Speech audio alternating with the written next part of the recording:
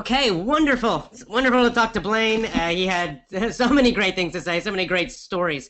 And the key things I found from his interview, number one was the effect on students. And he mentioned the word confidence. And I totally agree because I feel exactly the same way, that confidence is the number one thing that you need as an English speaker, that I need while I learn Spanish, that any language learner needs. I think in schools they train people to think they need perfection. Perfection. And that's when you get so worried about making mistakes. And what that does, the school method, it kills your confidence because you become really worried and nervous and embarrassed all the time. And when you're not confident, you do not speak fluently. You cannot communicate your ideas well. This method, using stories to learn English or any language, builds confidence, and that's key. Because as you get that confidence, even if you make mistakes, and you will, even if you have some problems and you hesitate and need to think a little bit, that's okay too. When you learn with this method, you will be able to communicate confidently. You can say what you mean, you can communicate your ideas and your feelings. Other people will understand you, you will understand them. That is the key thing. And then later, of course, you'll keep improving, you'll get better and better. So the effect on students, on you. The second thing that he mentioned, which also for me was a very big insight, was the effect on teachers. And this is something that affected me personally, that teaching in this way, it's more effective, and that means that teachers become more confident. It means the job of teaching is more pleasant, it's more pleasurable, it's more fun. When you see your students actually improving, it makes a huge difference to you as a teacher. In the past, before I used storytelling and like the effortless English method, teaching was stressful for me because I could see that the students were not making progress. But now that I'm using this method, I enjoy teaching. I love it. I'm excited to teach. I love to just jump in front of a class and tell a story or give a lesson of any kind because I know it's going to help the students. I can see they're responding. I know it's fun for them. It's fun for me. It's fantastic. So storytelling is powerful for both students and for teachers. Now, TPRS, by the way, that's the official name of Blaine's method. And I believe that it stands for Teaching Proficiency Through Reading and Storytelling. You don't really need to know all that. It's just called TPRS. It's a short way to say it. And it's his particular method of using stories to teach language. In Effortless English, we use a version of his method. In our mini stories and our point of view stories, we tell stories to help you learn English, to help you become fluent. And I add some NLP and Tony Robbins psychology as well, to add a lot more emotion. And we also use actions, as Blaine Ray mentioned, that he started using actions when he first developed his teaching. So we combine all of that together. As he said, it's kind of a supercharged version of storytelling. Storytelling is powerful. Storytelling is a much better way. Blaine mentioned that English learning, that language learning happens unconsciously. It happens naturally when you understand the language. And the best way is listening to stories or listening to audios, natural, real language that you understand. And when you understand, you don't need to be focusing on the parts. You do not need to focus on grammar or think about it. You will naturally get a feeling for English grammar without studying the rules. That's why it's so powerful and also why it's so enjoyable. All right, let's go to question time. Time for me to answer your questions from Twitter. Now, our first question from Twitter comes from Marlon. And Marlon says, are stories enough to help me become fluent? Are they enough, or do I need something else? Yes, they are. They're enough. As Blaine said, his high school students who learned only with stories, became fluent in Spanish. And of course, fluent means you can confidently communicate. Doesn't mean you're perfect, but it means you can confidently communicate. Yes, stories are enough. Now let me remind you that you can ask me a question on Twitter now, and my Twitter is AJ Hogue. The full address twitter.com/AJHoge. Just my name, AJHOGE. Okay, here's a good question from Deco75. I understand you more than I understood Blaine Ray when he was speaking. Why? You have a very clear language. I understand you 100%. I imagine that it's because Blaine was using a few words that you may not have understood. He was saying things like TPR. And I know what TPR is. TPR is another teaching method called teaching through, what does it stand for anymore? Total physical response, that's right.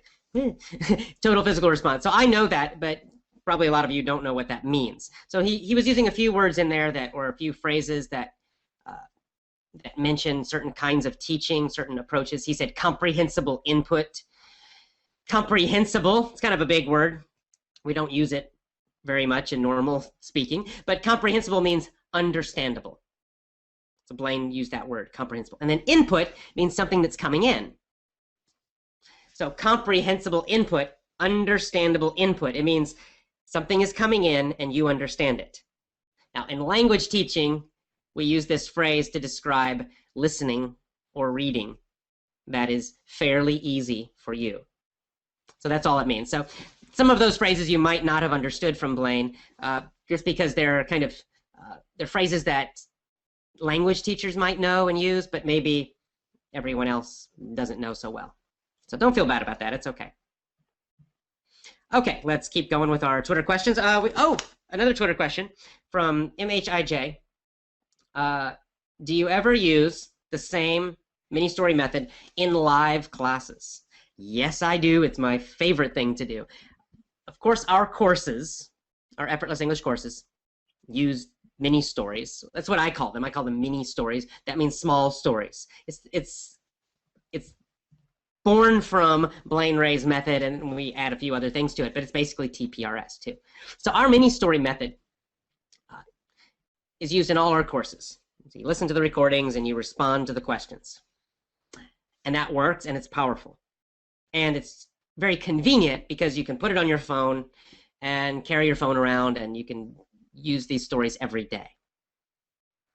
My favorite thing to do, however, is to do a mini story live, to do a lesson live. So I tell a story live, and I'm much better at doing it now than I was in Japan, and I know the technique better. And so this is so much fun because we get a big group of people, and I tell the story, but as you know, I don't just tell the story, I ask a lot of questions. So the audience, you, help to create the story together with me. So I'll ask a question like, what was the woman's name? And then the audience will shout suggestions, they'll guess, and then I'll choose one of their answers. So we're making the story together. And when I do storytelling, there's a lot of energy. We use combined actions, so people are shouting and jumping, and it's so much fun. It's super effective. It's the best, most powerful English lesson that I know of. It's incredible. It will help you learn very fast, and you will not be thinking about vocabulary or grammar. You'll be totally focused on this exciting, fun experience. And as I mentioned, it's fun. It's fun for me. It's fun for them. Super high energy. It's great. So do I do them live? Yes, I do. All right, again, with Twitter questions, my Twitter is twitter.com/AJHoge. Let's see.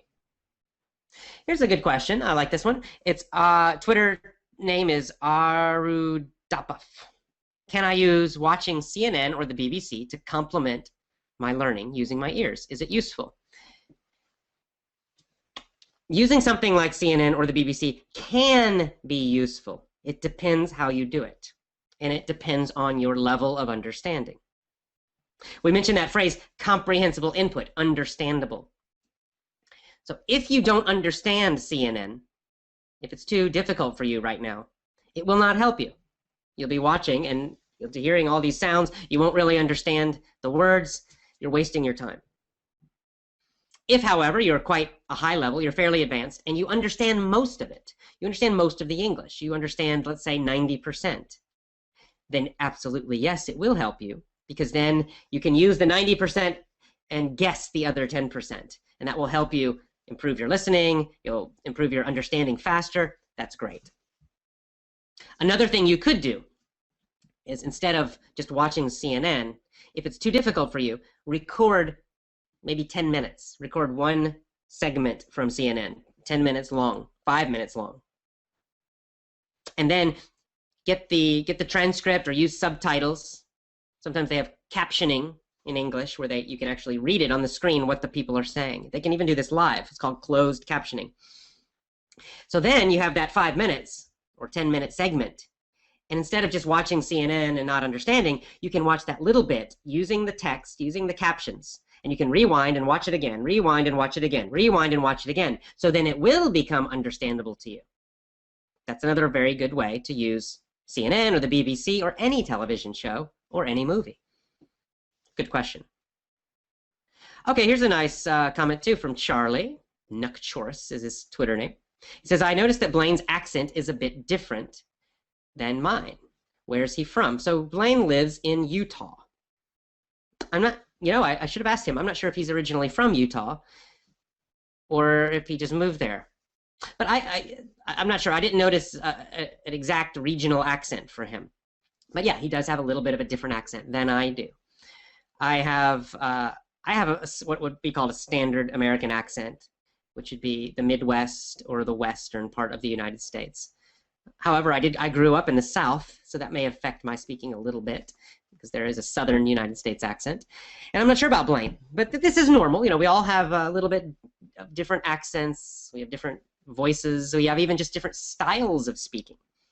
Each person has certain vocabulary they use the most often, and a different person will have a slightly different vocabulary. They'll have certain favorite words, and other people will have other favorite words. So these little differences are normal, but I'm not exactly sure where Blaine is originally from. I don't know where he grew up. And another comment from Charlie that is also a good one is that news anchors are trained to speak in a very formal kind of way. And it's not really the way regular people speak. So on one hand, yes, listening to CNN and the BBC is useful if you understand it, using the methods I mentioned before. But on the other hand, they do use a kind of announcer sort of language. I think newscasters are great to learn pronunciation from because they almost always use the very standard accent of the United States, or for the BBC, for England. But they don't use a lot of slang, they don't use idioms, they don't use casual, everyday language so much. They're a little more formal because they're reading the news and they're trying to sound serious. So you will get certain kinds of language from them, but you also miss certain kinds. And movies are better for that casual kind of English. Okay, let's go. Oh, this is a great question. Jolahoband is the Twitter name. What about beginners? If everything is new and there's no understanding for them. TPRS is storytelling method, mini story method, is excellent for beginners. It's the best for beginners. Blaine also mentioned using actions. He mentioned Dr. James Asher, who developed the method of total physical response. That's where you use commands and actions to teach. Now that is also excellent for total beginners. And in fact, if I was going to teach a class of total beginners tomorrow, they had zero English, none at all. And I also did not speak their language, so I couldn't do any translating. I would use actions in my first classes. Probably for about the first month, I would teach using actions. So like he said, stand up, and then I would stand up and they would look at me, and then I'd say sit down, and I'd sit down and they'd look at me. And eventually they would understand that stand up means stand up and sit down means sit down. And then I would start using more and more and more commands and building sentences, long commands using several parts. And this would give them a core of language. They would start to understand English. And then I would use that same vocabulary then and start creating stories using those same words. And in this way, you can build up and teach beginners without any translating at all.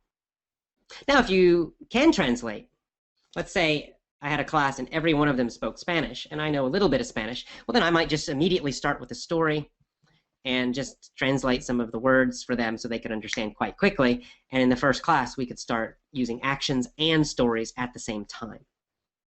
But it is possible to teach without any translation at all to total beginners. So yes, the storytelling is great for total beginners. In fact, it is the best for total beginners. What you do not want to do not teach total beginners grammar. Don't do that because, oh man, you'll mess them up. You can cause a lot of problems for them. You probably know because you learned grammar in the beginning with English. Most of you did. I'm sure you did. And I learned Spanish grammar in the very beginning. It was the first lessons. We learned grammar, grammar, grammar. And now I can't stop thinking about it. It takes a long time to unlearn that and to instead learn the grammar naturally. It's great if you can skip that and just immediately start learning with stories. It's fantastic. Okay, this is so these are some teacher questions, which is interesting. Some of you obviously are teaching language, teaching English. I can't pronounce some of these Twitter names because they're so long. Adna Kazaman says, in the beginning teaching stages, using stories, should I ask questions or only tell the story? Ask questions.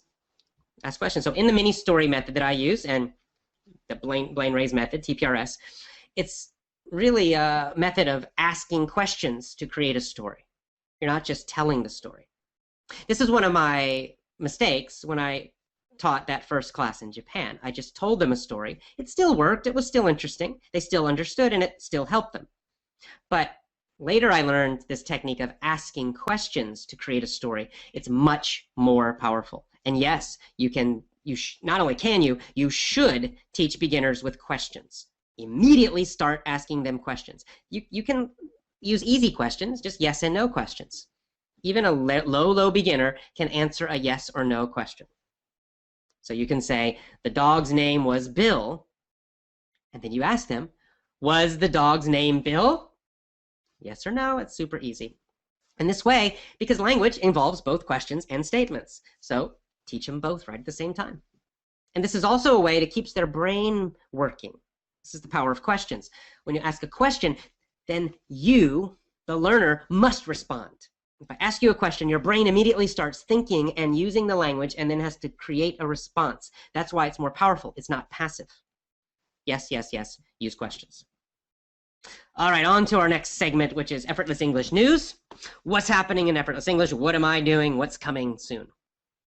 So what's happening, or what has happened? I just recently went to Los Angeles, just got back. And in LA, I recorded new VIP lessons. Specifically, I recorded videos in a production studio.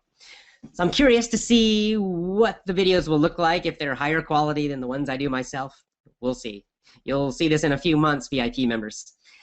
I'll also be recording the audios for new VIP lessons soon. Here in San Francisco, I'll be doing that. So lots of new VIP lessons will be coming soon. Interesting topics as always, useful topics, powerful topics.